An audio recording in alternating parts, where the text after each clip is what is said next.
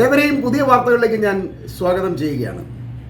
ലോകത്തിലെ ഏറ്റവും പ്രധാനപ്പെട്ട കപ്പൽപാത ഏതാണെന്ന് ചോദിച്ചാൽ അത് ഹോർമുസ് കടലിടുക്കാണ് എന്ന് നമുക്ക് നിസ്സംശയം പറയാൻ കഴിയും. ലോകവ്യാപാരത്തിൻ്റെ 20% ഈ കപ്പൽപാതയിലൂടെയാണ് കടന്നു പോകുന്നത്. ഹോർമുസ് കടലിടുക്ക് എന്ന് പറഞ്ഞാൽ ഇറാന്റെ അധീനതയിലുള്ള 33 കിലോമീറ്റർ മാത്രം വിസ്തൃതിയുള്ള ഒരു പ്രദേശമാണ്. അറബിക്കടലും ഇന്ത്യൻ മഹാസമുദ്രവും ആഗോള വാണിജ്യത്തിനും ക്രൂഡ് ഓയിൽ ബിസിനസ്സിനും അത്യന്തം നിർണായകമാണ് എന്ന് നമ്മൾ മനസ്സിലാക്കേണ്ടതുണ്ട്. അതുകൊണ്ടാണ് ഹോർമുസ് കടലിടുക്കിന് പ്രാധാന്യം വർദ്ധിക്കുന്നത്. അതായത് Saudi, Iran, Kuwait, Qatar, UAE തുടങ്ങി മിഡിൽ ഈസ്റ്റിൽ നിന്നുള്ള എണ്ണക്കപ്പലുകൾ ഹോർമുസ് കടലിടുക്ക് വഴി ഗൾഫ് ഓഫ് ഒമാൻ എന്ന് പറഞ്ഞാൽ അത് അറബിക്കടലിന്റെ ഭാഗമായിട്ടുള്ള ഒരു ചെറിയൊരു കടലിടുക്കാണ്. അതായത് ഒരു വളവെന്ന് പറയുന്നതായിരിക്കും ശരി. ഇതുവഴി നേരെ അറേബ്യൻ കടലിലെത്തുകയും അവിടെ നിന്ന് ഇന്ത്യൻ മഹാസമുദ്രത്തിൽ പ്രവേശിച്ച് ഏഷ്യൻ രാജ്യങ്ങളിലെയും ആഫ്രിക്ക, യൂറോപ്പ്, അമേരിക്ക തുടങ്ങിയ പോർട്ടുകളിലേക്ക് പോകാനും കഴിയുന്നു.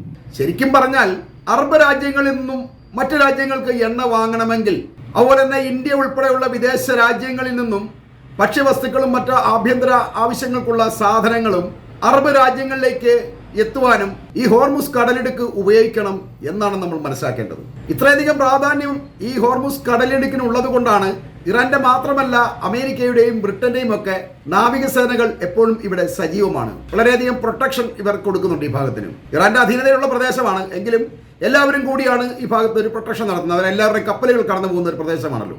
അതുകൂടാതെ ഇറാനും അറബ് രാജ്യങ്ങളും തമ്മിൽ വലിയൊരു തർക്കം നടക്കുന്ന ഒരു പ്രദേശവും കൂടിയാണിത്. കാരണം ഇറാൻ ഈ ചെക്ക് പോസ്റ്റ് അടച്ചാൽ അറബ് രാജ്യങ്ങൾ മുഴുവൻ പട്ടിണിയായി പോകുന്നത് കൊണ്ടാണ് ഇങ്ങനെ ഇവർ തമ്മിൽ തർക്കമുണ്ടാകുന്നത്. ഈ പ്രദേശത്തിന്റെ പ്രാധാന്യം ഇറാനുമായിട്ടുള്ള അഭിപ്രായ ഭിന്നതയിൽ പോലും പ്രതിഫലിക്കുമെന്ന് യൂറോപ്പും അമേരിക്ക എല്ലാം ഭയപ്പെടുന്നുണ്ട്. എങ്കിലും അതൊന്നും കാര്യമാക്കാതെയാണ് അവർ ഇറാന് മേൽ ഉപരോധങ്ങൾ ഏർപ്പെടുത്തുന്നതും മറ്റ് നടപടികൾ എടുക്കുന്നതും. ഇറാൻ അത്ര പെട്ടെന്നൊന്നും ഈ കടലിടുക്ക് അടയ്ക്കാൻ കഴിയില്ല എന്നവർക്ക് നന്നായി അറിയാം. അതുകൊണ്ടാണ് ഇറാന് മേൽ ഉപരോധങ്ങളും മറ്റു കാര്യങ്ങളൊക്കെ ചെയ്യുന്നത്. ഇസ്രായേലുമായുള്ള യുദ്ധത്തിനിടയിൽ ഹോർമുസ് കടലിടുക്ക് അടയ്ക്കുമെന്ന് ഇറാൻ ഭീഷണിപ്പെടുത്തിയത് കൊണ്ടാണ് ഒറ്റ ആക്രമണത്തിന് ശേഷം അമേരിക്ക യുദ്ധം വ്യാപിപ്പിക്കാതെ അവിടെ നിന്ന് പെട്ടെന്ന് പിന്മാറിയത് എന്ന് വേണമെങ്കിലും പറയാം. എന്നാൽ ഈ യുദ്ധം അവസാനിച്ചിട്ട് പോലും അമേരിക്കയുടെയും യൂറോപ്പിന്റെയും ഇസ്രായേലിന്റെയും ഒക്കെ ഭീഷണികൾ ഇറാന് മേൽ നിലനിൽക്കുന്നത് കൊണ്ട് അവർ ഈ ഹോർമുസ് കടലിടുക്ക് വെച്ച് തന്നെ ഇവരോട് പകരം വീട്ടാനുള്ള ഒരു ശ്രമമാണ് ഇപ്പോൾ നടത്തുന്നത്. ഈ കടലിടുക്കിൽ ഇറാൻ പുതിയ എണ്ണ ഖനനത്തിന് തയ്യാറെടുക്കുന്നു എന്ന വാർത്ത ഞെട്ടലോടെയാണ് ഇപ്പോൾ ലോകം കാണുന്നത്. കഴിഞ്ഞ മാസം മുതൽ പേർഷ്യൻ ഗൾഫിലുള്ള ഇറാന്റെ കപ്പലുകളിലെ നാവിക മൈനുകൾ ഈ പ്രദേശത്ത് പ്രവർത്തിക്കുന്നതായി അമേരിക്കൻ ചാര ഉപഗ്രഹങ്ങൾ കണ്ടെത്തിയതായി റോയിട്ടേഴ്സ് ആണ് റിപ്പോർട്ട് ചെയ്യുന്നത്. ഇവിടെ ഇറാൻ എണ്ണ ഖനനം ചെയ്യാൻ ആരംഭിച്ചു കഴിഞ്ഞാൽ അത് ആഗോള എണ്ണ വിപണിക്ക് വലിയ തിരിച്ചടിയാവും ഉണ്ടാക്കുക. പ്രത്യേകിച്ച് സൗദി ഉൾപ്പെടെയുള്ള എണ്ണ കയറ്റുമതി ചെയ്യുന്ന അറബ് രാജ്യങ്ങളുടെ സാമ്പത്തിക നട്ടെല്ലൊഴിയുക തന്നെയാവും ഇതിലൂടെ സംഭവിക്കുക. ഇറാൻ ആഗോള എണ്ണ വിപണിയുടെ നിയന്ത്രണം ഏറ്റെടുക്കും എന്നതാണ് ഇതിന്റെ ഒരു പ്രത്യാഘാതമായി കാണുന്നത്. ഇത് അറബ് രാജ്യങ്ങൾക്ക് മാത്രമല്ല അമേരിക്കയ്ക്കും എണ്ണ വിൽക്കുന്ന മറ്റ് യൂറോപ്യൻ രാജ്യങ്ങൾക്കുമെല്ലാം വലിയ സാമ്പത്തിക പ്രതിസന്ധിയാവും സൃഷ്ടിക്കുക. ഇറാൻ ഈ കടലിടുക്ക് ഖനനത്തിനായി ഉപയോഗിച്ചു തുടങ്ങിയാൽ ഇറാന് ആഗോള എണ്ണ ഉപയോഗത്തിന്റെ 5-1 തടയാൻ കഴിയും എന്നുള്ളതാണ് വസ്തുത. തന്നെയുമല്ല ഗ്യാസ് ഉൾപ്പെടെയുള്ള എല്ലാ വസ്തുക്കൾക്കും വില ഉയർത്താനും ഇറാന് കഴിയും. ഇത് എണ്ണയെ ആശ്രയിച്ച് കഴിയുന്ന റഷ്യയെ സംബന്ധിച്ച് വലിയ സാമ്പത്തിക വ്യവസ്ഥയ്ക്ക് അനുഗ്രഹമാവും ഉണ്ടാക്കുക. ഇറാനും റഷ്യയും മാത്രമാവും ലോകത്ത് പ്രധാന എണ്ണ കച്ചവടക്കാർ. അറബികൾക്ക് ഇതുവഴി എണ്ണ കടത്തിക്കൊണ്ട് പോകാൻ ഇറാന്റെ സമ്മതം വേണ്ടി വരും എന്നുള്ളതാണ് സത്യാവസ്ഥ. പെട്രോളും ഗ്യാസും ഒക്കെ ഇറാന്റെയും റഷ്യയുടെയും ഒക്കെ വിലയെ ആശ്രയിച്ച് മാത്രമേ അവർക്ക് വിൽക്കാൻ കഴിയുള്ളൂ ഈ അറബികൾക്ക്. അതുകൊണ്ടാണ് അറബികളുടെ സാമ്പത്തിക നട്ടെല്ലൊടിക്കും എന്ന് പറഞ്ഞത്. റഷ്യയും ഇറാനും സംയുക്തമായാണ് ഇപ്പോൾ ഈ പദ്ധതി തീരുമാനിച്ചിരിക്കുന്നത്. എന്ന് കരുതി റഷ്യയെ അതിനകത്ത് അവകാശമില്ല, ഇറാൻ്റെതാണ്. പക്ഷേ ഇതിന് ഒരു റഷ്യൻ പ്രൊട്ടക്ഷൻ ഉണ്ടാവും. കാരണം അവരുടെയും ഒരു എണ്ണവില വർദ്ധിക്കാൻ ഇതിലൂടെ കാരണമാവുകയാണ്. കാരണം അവർക്ക് നിയന്ത്രിക്കാൻ കഴിയുമല്ലോ. റഷ്യ ഇങ്ങനെ ഇടപെടാൻ മറ്റൊരു കാരണമുണ്ട്. ഉക്രൈനും റഷ്യയുമായിട്ടുള്ള യുദ്ധത്തെ തുടർന്ന് അമേരിക്കയും യൂറോപ്പും ഉൾപ്പെടെയുള്ള പാശ്ചാത്യ രാജ്യങ്ങൾ റഷ്യൻ ഊർജ്ജ മേഖലയ്ക്ക്, അതായത് ക്രൂഡ്, ഗ്യാസ് ഉൾപ്പെടെയുള്ള ഈ സാധനങ്ങൾക്ക് ഉപരോധം ഏർപ്പെടുത്തിയിരിക്കുകയാണ്. ആ ഉപരോധം ഉള്ളത് കൊണ്ടാണ് റഷ്യയിൽ നിന്നും എണ്ണ വാങ്ങിയാൽ ഇന്ത്യക്കെതിരെയും ഉപരോധം ഏർപ്പെടുത്തുമെന്ന് കഴിഞ്ഞ ദിവസം ട്രംപ് മോഡിയെ ഭീഷണിപ്പെടുത്തിയത്. അങ്ങനെ റഷ്യക്ക് ഉപരോധം ഏർപ്പെടുത്തിയത് മാത്രമല്ല, G7 രാജ്യങ്ങളെല്ലാം കൂടി എണ്ണവില ബാരലിന് $60 നിശ്ചയിക്കുകയും ചെയ്തു. ഇത് റഷ്യക്ക് വലിയ സാമ്പത്തിക നഷ്ടമാണ് വരുത്തിയത്.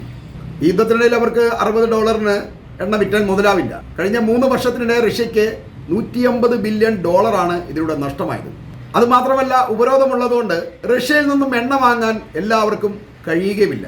അത് അവരുടെ കച്ചവടത്തെ കുറയ്ക്കുകയാണ് ചെയ്തത്. ഇതിലൂടെ നഷ്ടത്തിൻ്റെ തോത് വർദ്ധിച്ചു. എന്നാൽ ഈ $60 എണ്ണവില എന്നത് റഷ്യയ്ക്ക് ഒരു പരിധിയിലധികം നഷ്ടം വരുത്തുന്നില്ല എന്ന് മനസ്സിലായപ്പോൾ ഈ G7 രാജ്യങ്ങളെല്ലാം കൂടി എണ്ണവില ഏതാണ്ട് $45 താഴ്ത്താൻ വേണ്ടി ഒരു ശ്രമം നടത്തി. എന്നാൽ അത് വിജയിച്ചില്ല എന്ന് വേണം പറയാൻ. റഷ്യയെ തകർക്കാൻ വേണ്ടി എണ്ണവിലയെ വീണ്ടും വീണ്ടും താഴ്ത്തുന്നത് സ്വന്തം കുഴി കുഴിച്ച് അതിലേക്ക് എടുത്ത് ചാടി മൂടുന്നതിന് തുല്യമാണെന്ന് മനസ്സിലാക്കിയ ഹംഗറിയും സ്ലോവാക്യയും ഒക്കെ ഇതിനെ ശക്തമായി എതിർക്കാനുണ്ടായിരുന്നു. ഇവരെ കൊല്ലാൻ വേണ്ടി നമ്മളും കൂടെ ചാവണ്ട എന്നൊരു നിലപാടാണ് ഈ രാജ്യങ്ങൾ എടുത്തത്. അതുകൊണ്ട് അവർക്കത് വിജയിക്കാൻ കഴിഞ്ഞില്ല, അങ്ങനെ ഒരു വില താഴ്ത്താൻ കഴിഞ്ഞില്ല. സ്വന്തം ചത്താലും കുഴപ്പമില്ല, മറ്റവനെന്ന് കുഴിയിലേക്ക് വീഴണം എന്ന് ആഗ്രഹിക്കുന്ന ഒരു ദുഷ്ട മനസ്സാണ് ഇവന്മാർക്കുള്ളതെന്ന് നമ്മൾ മനസ്സിലാക്കണം. അങ്ങനെയുള്ളവർക്ക് മാത്രമേ ഇങ്ങനെയൊക്കെ ചെയ്യാൻ കഴിയൂ. ഒരുത്തരെ തകർക്കാൻ വേണ്ടി അവൻ വിൽപ്പനയ്ക്ക് വെച്ചിരിക്കുന്ന സാധനത്തിന്റെ വില ഏറ്റവും താഴ്ത്ത നിലയിലേക്ക് എത്തിക്കാനുള്ള ശ്രമമാണ്. അതുതന്നെയല്ല, അഥവാ ആരെങ്കിലും മേടിച്ചാൽ അവരെ തടയുകയും ചെയ്യുക. ഈ പരിപാടിയാണ് ഇവന്മാരെല്ലാം കയ്യിലിരിക്കുന്നതെന്ന് ഓർക്കണം. എന്നാൽ ഈ മത്സരത്തിൽ കോളടിച്ചത് ഇന്ത്യയാണെന്ന് ഓർക്കണം. ഉപരോധമുണ്ടെങ്കിലും ഇന്ത്യ വളരെ രഹസ്യമായി റഷ്യയിൽ നിന്നും വളരെ വില കുറച്ച് എണ്ണ വാങ്ങിക്കൊണ്ടിരിക്കുകയായിരുന്നു ഈ കാലം അത്രയും. എല്ലാ മാസവും 4.1 ദശലക്ഷം ടൺ എണ്ണയാണ് സാധാരണ വാങ്ങുന്നതിൽ നിന്നും കൂടുതലായി ഇന്ത്യയിലേക്ക് എത്തിക്കൊണ്ടിരുന്നത്. അതുകൂടി പൊളിക്കാൻ വേണ്ടിയാണ് റഷ്യയിൽ നിന്നും എണ്ണയോ ആയുധങ്ങളോ ഒന്നും വാങ്ങരുതെന്ന് ഇന്ത്യയെ ട്രംപ് താക്കീത് ചെയ്തത്. ഈ ലാഭക്കച്ചവടം നടത്തുന്നത് തുടരുകയാണെങ്കിൽ ഇന്ത്യക്കെതിരെയും ഉപരോധം ഉണ്ടാവും എന്നുള്ള കാര്യവും ഉറപ്പ് തന്നെയാണ്. അല്ലെ തന്നെ ഒരു അമേരിക്കൻ ഉപരോധത്തിനുള്ള എല്ലാ സാധ്യതയും ഇന്ത്യയിൽ ഇപ്പോൾ വരുന്നുണ്ട്.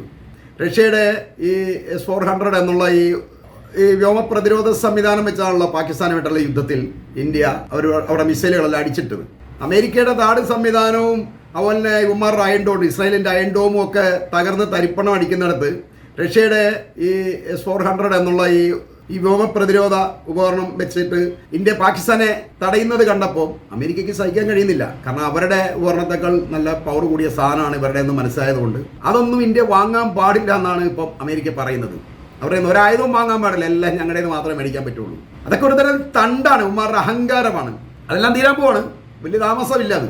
അപ്പൊ ഇങ്ങനെ ഒരു തരം മറ്റുള്ളവരുടെ അധികാരത്തിനും അവകാശത്തിനും മേൽ കടന്നു കയറിയ ഒരു നീക്കമാണ് അമേരിക്കയും പ്രത്യേകിച്ച് ട്രംപ് ഇപ്പോൾ നടത്തിക്കൊണ്ടിരിക്കുന്നത്. ഇന്ത്യ അതിനെ കഴിവതും ഇപ്പോൾ ധിക്കരിച്ചുകൊണ്ടാണ് ഇരിക്കുന്നത്. ഇന്ത്യ പഴയ പോലൊന്നും ഇപ്പം അമേരിക്കയുടെ തീരെ ചൊൽപ്പടിയിലല്ല എന്ന് വേണേൽ വിശ്വസിക്കാം. പിന്നെ മോഡിയെ സംബന്ധിച്ച് അയാൾക്ക് എങ്ങനെയെങ്കിലും ട്രംപുമായിട്ടൊരു സൗഹൃദം താല്പര്യമുണ്ട്. അപ്പൊ അതുകൊണ്ട് തന്നെ ട്രംപിനെ അയാൾ കുറേയൊക്കെ ഭയക്കുന്നുണ്ട്. പക്ഷേ എണ്ണയും ആയുധം എല്ലാം വാങ്ങുന്ന ലാഭം ഓർക്കുമ്പോൾ ഇതെല്ലാം ഈ സൗഹൃദം എല്ലാം മറന്നുകൊണ്ട് ഇന്ത്യ ഇപ്പം റഷ്യയുടെ കൂടെ നിൽക്കുകയാണ്. അല്ലെ തന്നെ പണ്ട് കാലം തൊട്ടേ റഷ്യയുടെ കൂടെയാണ് ഇന്ത്യ ഉള്ളത്. അമേരിക്കയുമായിട്ട് ഈ അടുത്ത കാലമാണ് സൗഹൃദം ആരംഭിച്ചത് തന്നെ. അപ്പോൾ ഈ മോഡിയെക്കുറിച്ച് ഇപ്പോൾ വലിയ അഭിപ്രായമൊന്നും ഇല്ലാത്തത് കൊണ്ട് ഇപ്പോൾ മോഡിയെ ട്രംപ് കുറച്ച് മാറ്റി നിർത്തിയിരിക്കുകയാണ്. ആ കലിപ്പെല്ലാം കൂടെ വെച്ചുകൊണ്ട് ഇപ്പം റഷ്യയായിട്ട് കൂടുതൽ അടുക്കാനാണ് ഇന്ത്യ ശ്രമിച്ചുകൊണ്ടിരിക്കുന്നത്. അത് ഇറാനുമായിട്ടും ആ ഒരു അടുപ്പം ഇന്ത്യ സൂക്ഷിക്കുന്നുണ്ട് കേട്ടോ. കാരണം ഇവിടെ നിന്നൊക്കെ ഇന്ത്യക്ക് നല്ല ലാഭമുണ്ട്. അമേരിക്കയായിട്ട് കൂടി കഴിഞ്ഞാൽ നഷ്ടമല്ലാതെ എന്നാ ലാഭം ഇരിക്കുന്നു. അതുകൊണ്ടാണ് ഇപ്പം ഒരു റഷ്യൻ ചേരിയിലേക്ക് ഇന്ത്യ പതുക്കെ ചാഞ്ഞുകൊണ്ടിരിക്കുന്നത്. അപ്പൊ ഇങ്ങനെ അമേരിക്കയുടെ ഈ തണ്ട് കാരണം ഇതിനെല്ലാം മറുപടി ആയിട്ടാണ് ഇപ്പോൾ ഇറാൻ ഹോർമുസ് കടലിടുക്കിൽ എണ്ണ ഖനനം ചെയ്യാൻ ഒരുങ്ങുന്നത്. ഇത് എണ്ണ വിപണിയിൽ ലോകത്ത് വലിയ മാറ്റമാവും ഉണ്ടാക്കുക. ഹോർമുസ് കടലിടുക്കിൽ റഷ്യൻ ഇറാൻ നാവികസേനയുടെ വലിയ നിയന്ത്രണം ഉണ്ടാകും. ഈ രാജ്യങ്ങളുമായി വില നിശ്ചയിച്ചിട്ട് മാത്രമേ അറബികൾക്ക് എണ്ണ അവിടെ നിന്ന് കടത്തിക്കൊണ്ട് പോകാൻ കഴിയുള്ളൂ. അതല്ലെങ്കിൽ അവരുടെ കപ്പലുകളെ ഈ ഹോർമുസ് കടലിടുക്കിലൂടെ ഇറാൻ ഉറപ്പായും കടത്തിവിടില്ല. അതുകൊണ്ടാണ് ഞാൻ പറഞ്ഞത് ലോക എണ്ണ വിപണിയെ നിയന്ത്രിക്കുന്നത് ഇറാനും റഷ്യയൊക്കെ ആയിരിക്കുന്നു. അമേരിക്കയ്ക്കും യൂറോപ്പിനും എപ്പോഴും സപ്പോർട്ട് ചെയ്തുകൊണ്ടിരിക്കുന്ന അറബികളുടെ കഴുത്തിൽ വീഴുന്ന ഒരു ബെൽറ്റ് കൂടിയാവും ഈ ഇറാൻ നിയന്ത്രണങ്ങൾ എന്ന് നമ്മൾ പ്രത്യേകം ഓർക്കണം. ഞാൻ കഴിഞ്ഞ വീഡിയോകളെല്ലാം പറഞ്ഞതുപോലെ യുദ്ധാനന്തരം മിഡിൽ ഈസ്റ്റിൽ ഇറാൻ ഇപ്പോൾ പിടിമുറക്കി തുടങ്ങിയിരിക്കുകയാണ്. അതിന്റെ ഒരു സൂചനയാണ് ഇപ്പോൾ നമ്മൾ കാണുന്നത്. ആയുധത്തിന്റെ ബലത്തിൽ അറബ് മണ്ണിനെ ചൊൽപ്പടിക്ക് നിർത്തിയിരുന്ന ട്രംപിനെ അറേബ്യൻ മണ്ണിൽ മലർത്തിയടിച്ച് ഇറാന്റെ അലി ഖാംനെയ് ജൈത്രയാത്ര തുടങ്ങുമ്പോൾ അമേരിക്കയ്ക്കും യൂറോപ്പിനും അത് തടയാനാവാതെ വെറുതെ നോക്കി നിൽക്കാൻ മാത്രമേ കഴിയുന്നുള്ളൂ. ഇവരിങ്ങനെ നോക്കി നിൽക്കുന്നത് ഇറാൻ, റഷ്യ, ചൈന, കൊറിയ ശാക്തിക ചേരിയുടെ പുതിയ ഉയർത്തെഴുന്നേൽപ്പ് കണ്ടുകൊണ്ടാണ്. അവർക്ക് ഭയമാണ് ഇപ്പോൾ അമേരിക്കയ്ക്ക്. ഇറാൻ മാത്രമേ അടിച്ചിട്ടുള്ളൂ ഇപ്പോൾ അമേരിക്കയുമായിട്ട്. റഷ്യയും ചൈനയും കൊറിയയൊക്കെ മാറി നിൽക്കുകയായിരുന്നു.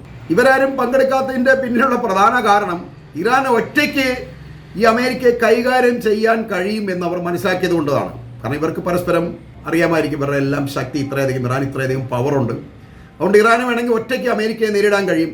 ഇറാൻ ഒറ്റയ്ക്ക് അടിച്ചു തോൽപ്പിക്കുമ്പോൾ അതിൻ്റേതായ ഒരു അന്തസ്സ് വേറെയാണ്. ഈ റഷ്യയും ചൈനയും കൊറിയയും എല്ലാം കൂടി ഒരുമിച്ച് അമേരിക്ക അടിക്കുന്നതിനേക്കാൾ കുറച്ചുകൂടെ അന്തസ്സ് കൂടുതലാണ് ഇറാൻ ഒറ്റയ്ക്ക് അടിക്കുമ്പോൾ തന്നെ. ഇത് അമേരിക്കയ്ക്ക് മനസ്സിലായിട്ടുണ്ട്. അപ്പോൾ അമേരിക്കയും ഇസ്രായേലും ഒക്കെ ഈ മിഡിൽ ഈസ്റ്റിൽ ഈ ഖത്തറിൻ്റെ മണ്ണിൽ കിടന്ന് അടിമേടിക്കുമ്പോൾ അത് ഇറാൻ്റെ അന്തസ്സ് ഉയർത്തുകയാണ് ചെയ്യുന്നത്. മറ്റാരും ഇടപെടാതെ ഒറ്റയ്ക്കാണ് ഇവർ ഇത് ചെയ്തിരിക്കുന്നത്.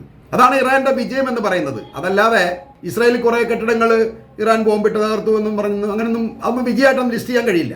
ഇതായത് ഇത്രയും ലോകത്തിലെ ഏറ്റവും വലിയ രണ്ട് ശക്തികളെ, വൻ ശക്തികളെന്ന് സ്വയം അഹങ്കരിച്ച് നടന്നിരുന്ന രണ്ട് പേരെ ഒറ്റയ്ക്കാണ് ഇറാൻ അടിച്ച് തോൽപ്പിച്ചിട്ടുള്ളത്. അതവരുടെ നേട്ടം തന്നെയാണ്. അതുകൊണ്ട് തന്നെയാണ് ഇറാൻ വിജയിച്ചു എന്ന് പറയേണ്ടി വരുന്നത്. ട്രംപിനെ സംബന്ധിച്ച് ഇനിയിപ്പം അമേരിക്കയും യൂറോപ്പും മാത്രമേ ഭരിക്കാൻ കഴിയുള്ളൂ. ലോകസമ്പത്തിൻ്റെ 60% കിടക്കുന്ന ഈ മിഡിൽ ഈസ്റ്റിലോ ഏഷ്യയിലോ ഒന്നും അമേരിക്കയെ കാലുകുത്തിക്കാതിരിക്കാനാണ് ഇപ്പോൾ ഇറാനും ഈ റഷ്യൻ ചേരിയും ശ്രമിച്ചുകൊണ്ടിരിക്കുന്നത്. ഇന്ത്യയും ഇപ്പോൾ ആ കൂട്ടുകെട്ടിലേക്ക് ചേർന്നുകൊണ്ടിരിക്കുകയാണ്. ആഫ്രിക്കൻ രാജ്യങ്ങൾ പോലും ഇപ്പോൾ അതിലേക്ക് വന്നു ചേർന്നുകൊണ്ടിരിക്കുകയാണ്. ബുർക്കിന ഫാസോയുടെ പ്രസിഡൻ്റൊക്കെ വളരെ ശക്തനാണ്. അയാൾ വളരെ ചെറുപ്പക്കാരനാണ്. ഇപ്പം നമ്മളെല്ലാവരും ഇപ്പം മീഡിയകളിലെല്ലാം കാണുന്നുണ്ട്. അയാൾ വളരെ ചെറുപ്പക്കാരനായ നല്ല ഒരു ഗട്ട്സുള്ള ഒരു ലീഡറാണ്. അപ്പോൾ ഇത്തരം ആഫ്രിക്കൻ ലീഡേഴ്സും ഇതിനൊപ്പം ചേർന്ന് കഴിഞ്ഞാൽ അതൊരു വൻ ശക്തിയായിട്ടാവും മാറുക. അതിലൂടെ ഈ ശാക്തി കചേരി പുതിയൊരു ലോകക്രമത്തിന് കാരണമാവുകയാണ് എന്ന് പറഞ്ഞുകൊണ്ട് ഞാൻ ഈ വീഡിയോ ഇവിടെ അവസാനിപ്പിക്കുകയാണ്.